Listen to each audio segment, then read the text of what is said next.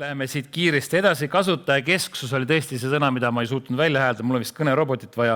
Seda enam, et kui me tulime tagasi väikselt virgutuspausid, siis ma omistasin korralduse Tehnikaülikoolile. Tegemist on ikkagi tehnikakõrgkooliga, nii et võtan kõik selle süü enda kaela. Aga nüüd me läheme siit ruttu edasi. Nimelt on meil siukene või siis selline pealkiri nagu vaimne vorm, pikaealisuse suurim risk ja väljakutse. Kaur Lass. Palun, annan kohe juhtme või mikrofoni üle ja meil on siis selleks ettekandeks oli meil täpselt nähtud 20 minutit, nii et palun. Jaa, tänan ja kena sügispäeva kõigile. Väljas on kuldne ilus ilm. Räägime kuldsest east ka, nii et teema ja aastaaeg lähevad kokku. Kui siin oli juttu robotitest, siis robotid on ägedad, tehisintellekt on ka äge. Aga kui meil siin ei ole seda enda intellekti ja see ei tööta nii, nagu meie ise vajame, siis on päris raske midagi elus saavutada. Ja mul on üks selline küsimus, et need, kellel oli koolis vaimse kasvatuse tund, tõstavad käed püsti. Ongi täpselt õige tulemus, mida ma ootasin, ühtegi kätt ei tõuse. Ja kui võtta vaimse vormi olemuslik probleem kokku, siis see ongi olemuslik probleem. Meil ei räägi keegi sellest lasteaias, koolis, ülikoolis, sealhulgas psühhiaatrijat õppides ja meil ei räägita sellest töökohas. Ja kui küsida siit järgmine küsimus, et mida sa teed ennast, et hoida ennast vaimselt vormis, siis kes teeb selle jaoks midagi iga päev, et hoida ennast vaimselt vormis, tõstab käe? No juba on pea pooled, mis on isegi vägevam tulemus, kui ma ootasin, aga see on äge. Ja tegelikult ongi vaja just nimelt iga päev treenida ka oma aju ja oma vaimset vormi. Sest kui see ei ole selline loomulik tegevus, nii nagu me käime jõusaalis, siis aju kängub. Ja kas või näiteks minnes tagasi ajas, siis 70. aastatel oli jõusaalis käimine üsna kummaline asi, et Arnold Schwarzenegger omal ajal väga kõvasti võitles selle eest, et käige jõusaalis, treenige. Ja asi päädis siis sellega, et kunagi tehti Valge Maja ees suur selline demonstratsioon, kus president, kes tõstis ka natuke rauda ja siis asi muutus populaarsemaks. Täna on jõusaal igas kaubanduskeskuses. Kui me vaatame ka vaimset vormi, siis seda me ei treeni mitte kusagil ja siin on tulemus. Tulemus on päris karm, et tegelikult 9 inimest 10 on mingil viisil kokku puutunud vaimse tervise probleemidega. Britid loevad selles uuringus, mida Accenture tegi, siis selleks 9-10 ka need inimesed, kelle lähedane on näiteks probleemne ja ta peab temaga iga päev tegelema, isegi siis, kui ta ise on terve. Aga vaatame statistikat veel. Number 1/3 tähendab seda, et 1/3 Eesti haiguslehti võetakse vaimse tervise probleemidega. Aga, ja siin on väga oluline aga, vaadates erinevate maade statistikat, number varieerub, mul ei ole teil Eesti numbrit panna. Aga on väga selgelt välja öelda, et brittide uuringus toodi välja, et 42% inimesi võtab haiguslehe füüsilise tervise põhjusega, kui neil on vaimse tervise probleem. Mis tähendab, et tegelikult pooled haiguslehed väljastatakse vaimse tervise põhjusega, lihtsalt pooltel juhtudel seda ei öelda. Ja kui me vaatame asja olemust veel, siis kuni 2019 aastani ei olnud vaimse tervise teema Eestis sõna otseses mõttes mitte kellegi asi. Koolid ei tegelenud, töökohad ei tegelenud, haiglad siis tegelesid tagajärgedega. Aga vaimse vormiga ei tegelenud keegi. Ja alates siis 2019 aastat muudeti töötervishoiu seadust ja pandi ka selline konkreetne trahv 32 000 €, et kui tööandja ei tegele psühhosotsiaalsete ohutegurite ja vaimse terviste kahjustuste ennetamisega. Kui vaadata, kui paljud tööandjad sellega tegelevad, siis ma arvan, et riik saaksid väga suure trahviraha koguda, sest enamus ei tegele. Ja kui me vaatame seda vaimse vormi olemust, siis ma proovisin siia panna siis asja niimoodi, et teie poolt vaadates siis vasakut kätt on see meie tänane maailm, kus meil ei ole oma sisemaailma juhtimisoskuseid. Ja kui meil ei ole oma sisemaailma juhtimisoskuseid, siis me ei oska ka seal juures teha mingeid tegevusi enda vaimses vormis hoidmiseks. Ja selle tulemus varem või hiljem on see, et keegi peab päästma uppujat. Ja selleks uppujaks, üllatus, oled sina. Ja lootus on see, et tuleb üks arst, kellel on tablett, kes teeb su korda. Mu endine abikaasa on psühhiaater ja ta on väga hästi öelnud, et sellist imetabletti ei ole ja tõesti ka ei ole olemas. on võimalik väga keerukate pikaaegsete teraapiate ja medikamentide koosmõjus siis inimesi ravida ja saab ravida ja tulebki ravida, mida varem, seda parem. Aga palju parem oleks see, kui me vahetaksime ära paradigma ehk vaataksime paremale poole. Õpiksime intrapersonaalseid oskuseid oma sisemaailma juhtimiseks, teeks tegevusi süsteemselt, mis hoiavad meid vaimselt vormis. Näiteks mina alustan iga päeva sellega, et istun 20 minutit vaikuses peale üles ärkamist ja laste kooli saatmist. Lihtsalt sellepärast, et vaikus taastab väga hästi vaimset vormi. Kui meil on hea vaimne tervis, siis tegelikult on meil võimalus vaadata tulevikku ja suunata ise oma purjesid nii, nagu me tahame. Ja miks on see oluline, on see, et kui me veel vaatame natuke statistikat, siis 87% inimesi kogeb stressi. Ja küsimus on see, kas sina oled selle 13 hulgas, kes ei koge? Kui me vaatame täna, et meil on olnud vaimse tervise valdkonnas vaikus ja meil on olemas olnud pandeemia, mis tugineb hirmutamisele, ähvardamisele ja inimeste vaimse tervise probleemidega mitte tegelemisele, siis ma väidan, et see number ilmselt on hullem. Kahjuks ei ole mul seda numbrit võrdlevas analüüsid selle aasta kohta välja panna, aga ilmselt see 13% on veel väiksemaks kukkunud. Inimesed on ärevad, inimesed ärrituvad kergesti. Ja see on tegelikult väga suur probleem nendele, kes seda teevad. Ja kui me vaatame, et kas see on suur probleem näiteks töökohtades, sest ma vaatan, et enamus inimesi saalis ei ole täna pensionieas ja siin oli jutuks ka sellest, et ka pensionärid võiks töötada ja ma lõpuks tõestan ka seda, et väga kõrges eas võib olla väga heas vaimses vormis. Aga et kui me vaatame, kas töökohtades on see vaimse vormi puudumine probleem, siis jah, 91% töötajatest väidab, et kui keegi teine on stressis, siis see mõjutab neid. Aga miks peaks keegi suutma mõjutada sind? Kas tegelikult ei ole nii, et sina peaks olema peremees selle üle, mis sul siin toimub? Siin sees. Võiks ju olla. Aga jah, kui me vaatame tõesti, et ainult 13% inimesi on nii-öelda heas vaimses vormis ja kui me vaatame seda, et kui suur on tööl kohalolek ja mitte töö tegemine, siis me näeme, et peaaegu 80% inimesi ei ole inglise keeles on hea väljend fully engaged ehk täiesti kaasunud töö tegemisse tööl olles. Kui me paneme siin stressistatistika vanusegruppide lõikes, siis me jõuame ka numbrini 80%. 80% inimesi ei ole tööl kaasunud töösse ja 80% inimesi kogeb stressi. Minul käib siin kohal küll kellukene, mis ütleb, et stress on probleem, miks inimene ei keskendu. Ja kui me vaatame stressi, siis stressi on 2 liiki. On olemas üks stress, mida kogetakse positiivsena. See on see innustav. See on see, mille peale inimesed käivad lõpuks benchhüpet tegemas. See on see, mille peale inimesed teevad ületunde vabatahtlikult. Ja on olemas siis negatiivne stress, mille puhul on see, et enesetunne on kehv, et mitte kasutada ühte S-tähega eestikeelset sõna. Ja selle puhul inimene saab aru, et peaks midagi muutma elus. Aga kui tunne on selline, et siis pannakse edasi. Ja kuhu see viib? Kes teab, kuhu see viib? Ei kuule. Läbipõlemiseni viib. Ja viib selleni, et on näiteks ka palju lihtsamad asjad. Õlapinged, ärvitavus, ärevus, vaimne pingsus, magamatus, kurnatus, depressiivsus, äng, ahistatus. Kõik rasked sõnad.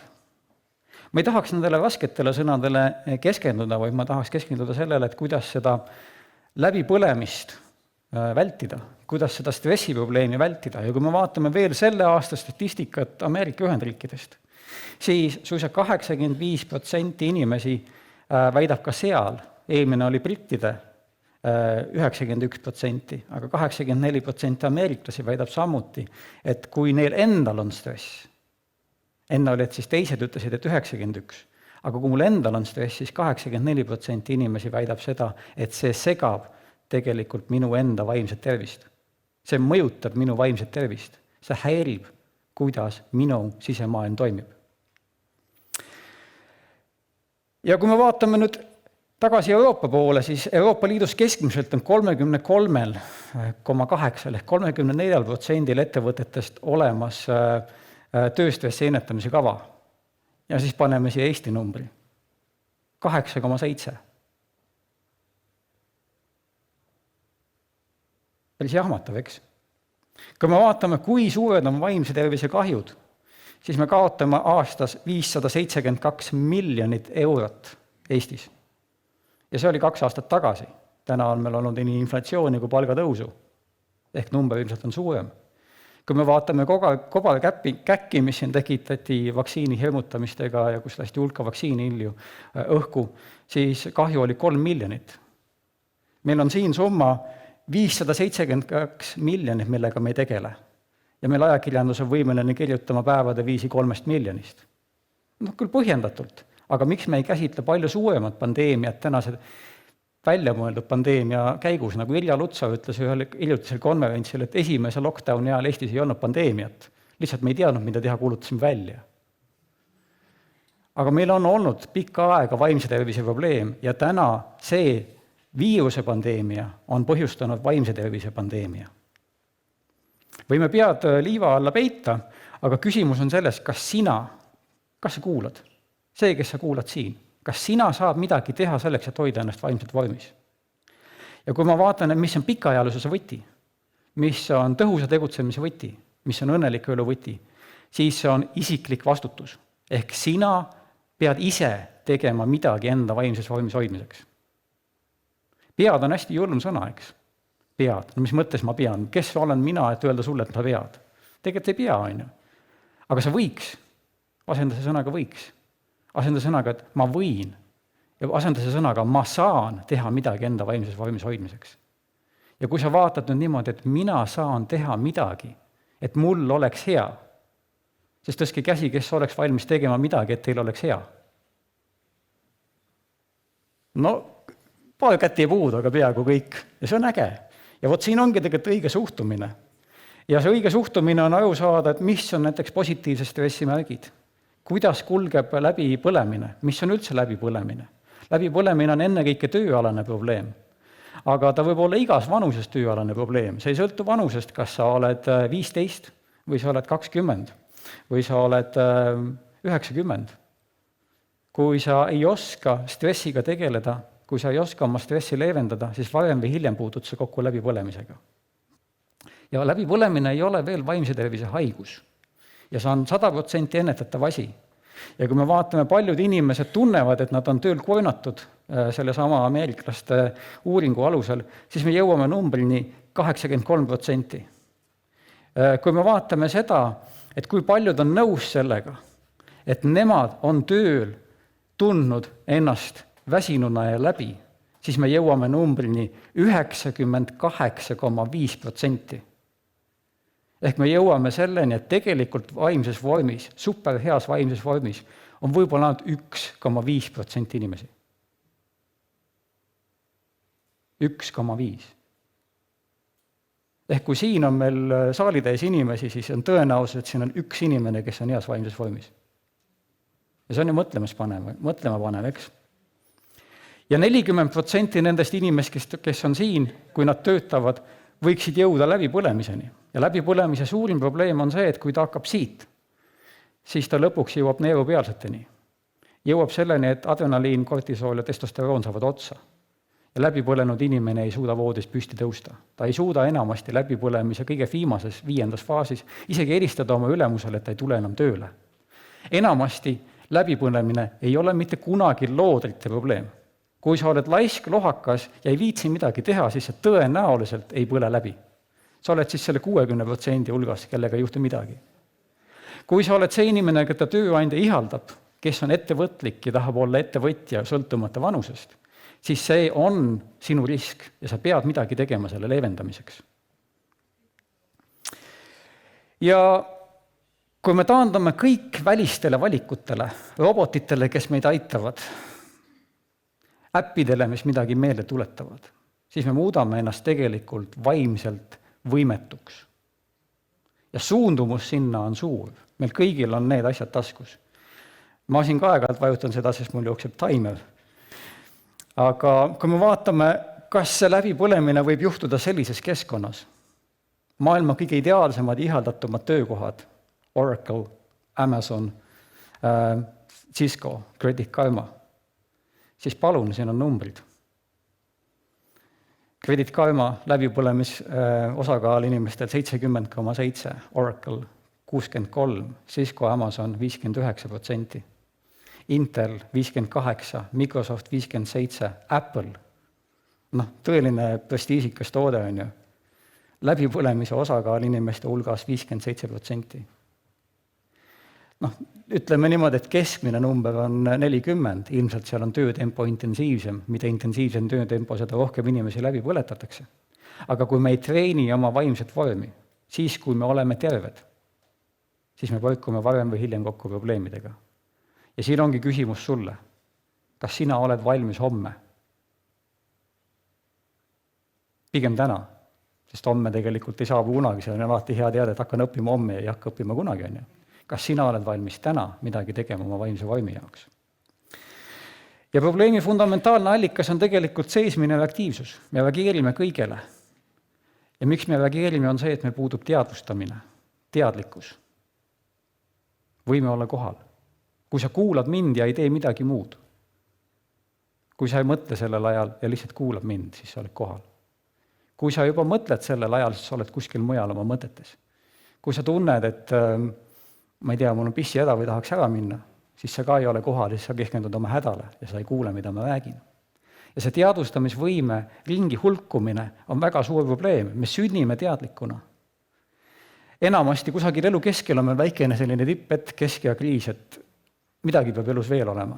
Ja siis me tihtipeale unustame selle ja vajume uuesti tagasi õndsasse alateadvuse maailma, kus sünnivad stress, läbipõlemine ja paljud muud hädad. Tegelikult me võiksime elada seal 100% peal kogu aeg. Selleks on vaja hetkes teadvel olla. Ja kui me jätame oma elu alateadvuse meelevalda ja meil ei ole teadlikku ja teadvustatud elu juhtimist, siis sellel on olemas ka reaalsed probleemid. Ja need on uuritud ja nende tulemus on siin. 50% ajast tegelikult meie sisemaailm ekseb ringi kuskil mujal kui see, kus me oleme füüsiliselt kohal. Mis tähendab, et me tegelikult ei pane tähele ja kui me ei pane tähele, siis tuleb välja, et kui meil kulub 23 minutit, et uuesti keskenduda. Ja 45% keskendumishäiveid tuleb sellest, et need on meie enda tehtud. Kolleeg pillab pliiatsi maast, aga me ei oska keskenduda. Ja koolis meile öeldakse, et keskendu, aga ei õpetate keskenduma. Ja tegelikult siin pildil on probleem ja lahendus korraga. 2 tükki järjest. Mis on pildil valesti, kas keegi paneb tähele?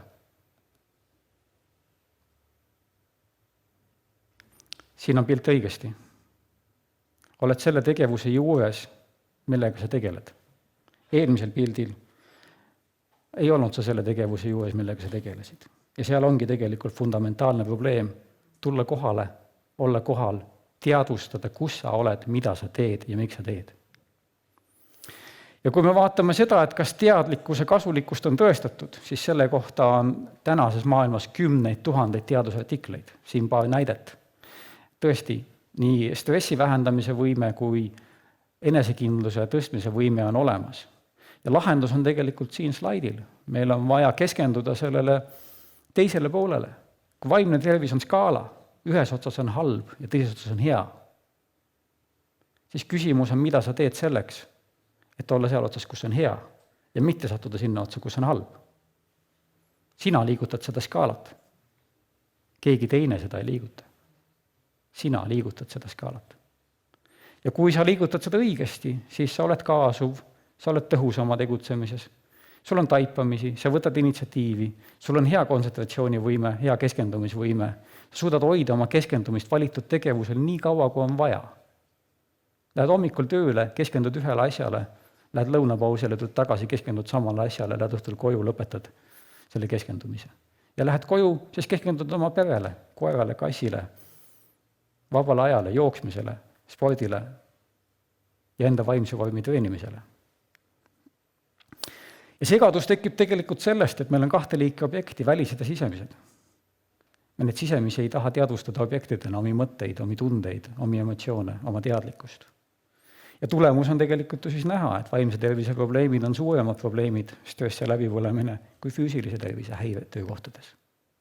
Ja kui me vaatame, et kas tööandjale on kasulik sellega tegeleda, siis ma väidan, et on, sest kaotada võib üle 3800 euro töötaja kohta kõrgemapalgalistel töökohtadel ja madalamatel palgalistel töökohtadel sisuliselt kuskil 800 eurot. Ja kui me vaatame, et kas see on tasuv investeerida vaimsesse tervisesse, siis Deloitte jõudis uuringule tulemusel selline välja, et 10,2 on tasuvus, aga ainult 9% inimesi on treeninud vaimset tervist. Ja kui me paneme nüüd siia väikse arvutuskäigu, trahv 32 000 eurot, need summad, ja teeme siis 15 töötajaga ettevõttele või töökohale kalkulatsiooni, siis me arvestame, et 87 500 euri võib olla kahjum aastas, mida me ei teadvusta. Ja mulle öeldakse, et mu aeg hakkab läbi saama siin, mis on selles suhtes hea, et ma olengi tegelikult jõudnud lõpuni ja öelda teile seda, et tasuvuse kohta on näiteid vaimse vormi treenimise tasuvuse kohta palju. Aga me peaksime midagi tegema inimesena, tööandjana ja ettevõtjana. Ja me peaksime tegelikult oma vaimset vormi kasvatama ajas. Ja kui me kasvatame seda ajas, siis siin on slaid, mille peal on ägedad näited, kuidas inimesed, kes on üle 70 või üle 90 aastased, teevad midagi maailma tipptasemel. Ja küsimus sulle on, kas sina elad oma elu nii, et olla nende inimeste hulgas, kes teevad kõrges vanuses oma loomingu tippsaavutusi. Võiksid ju olla. Inimese aju on neuroplastiline ja treenitav. Ja see on kõige olulisem asi, kui te võite kõik muu ära unustada. Jätke meelde, inimese aju on neuroplastiline ja treenitav. Treenige siis seda. Ja kui me treenime seda, siis töö ei ole tüütu kohustus, vaid ta on tegelikult tegutsemine teiste hüvanguks. Muuta ongi vaja sul sinu enda suhtumist. Ja kui sa seda teed, siis sa võtad vastutuse endale ja ei lükka seda teistele ja saavutad sellega vabaduse. Ükstapuha, mis ümberringi ka ei toimu. Aga ma tänan teid. Aitäh! Aitäh, Kaurlais, siin on jälle mõtteainet, kuivõrd palju. Tuletan veel meelde, et seda saab pärast järele vaadata, kokkuvõtte sellest konverentsist saadetakse teile või saate sealt keskkonnast seda uurida, kus te sellest kõigest teada saite, nii et kui kohe ei jõua kaasa mõelda, siis pärast jõuab. Siin oleks kohe mitu asja, mis tahaks ütelda, aga kuulge, nüüd on niimoodi, et ma ütleks teile vahepeal seda, et meil see virgutuspaus oli niimoodi ära, et te isegi ei saanud aru. Minu küsimus on see, et kuna pole mõtet pead liiva alla peita, me Tsipak oleme ajahädas, võtsime niisuguse riski, et teha hästi paljude ettekannetega kiirkonverents, aga me õpime. Kas te suudate veel 45 minti vastu pidada või osadel inimestel on väga palav, ma näen teil see asi siin lehvib. Muidugi, kui ma nüüd niimoodi küsin, siis ma tean, et ma panen teid kohe vaimse survale, et keegi julge öelda, et ei, mina jaksa, mina pean vaheaega võtma, aga osad tahavad vetsu, osad tahavad vahe võtta. Okei, kuulge, aga siis ma tean, tohutu risk on teid siit ära lasta. Jah, sest et ei kippu siia tagasi tulema, kui ma ütlen 5 minuti pärast, siis sellest saab 15 minutit, nii nagu ennemgi oli. Võtame vastu konsensuse, kas me teeme kiire tillukese pausi, kas te vajate pausi? Ma saan aru, et osad vajavad. Kuidas? Okei, ma saan aru, et naised vajavad pausi, siis me teeme pausi. 5 minutit, reaalselt 5 minutit. See on siis kell 13:23. Me jätkame, me laseme vahepeal see õhku juurde ja ma hõikan teid kohe tagasi sealt koridori pealt. Aga kes pausi ei võta, vähemalt tõuske püsti, sirutage, keerake natuke, tiirelge oma telje ümber, et Tsipak ennast värskendada.